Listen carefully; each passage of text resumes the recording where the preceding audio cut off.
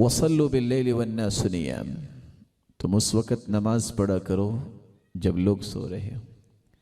یہ سیرت کا کتنا مبارک پیغام ہے۔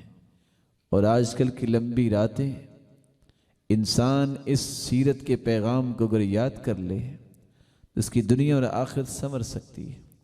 علیکم بقیام اللیل فإنہ دأب الصالحین قبلکم، قیام اللیل تہجد کو لازم پکڑو، یہ تم سے پہلے نیک لوگوں کا شیوا تھا۔ وہو قربۃ الی ربکم، رب کے قریب ہونے کا یہ بہترین ذریعہ ہے۔ مکفر للسیئات، اس سے رب تعالیٰ گناہوں کو معاف فرما دیتے۔ ومنہات للآثام، انسان تہجد پڑھتا ہے تو گناہوں سے بچ جاتا ہے۔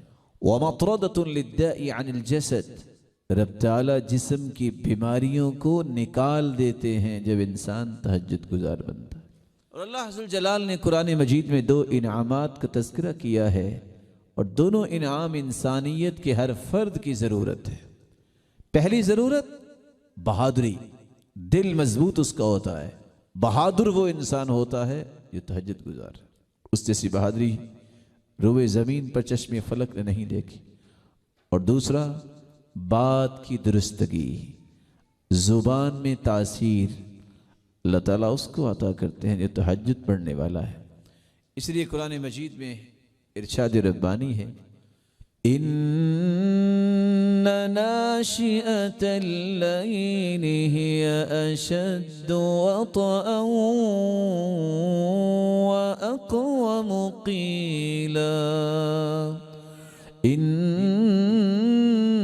لک فی النہار سبحا طویلا۔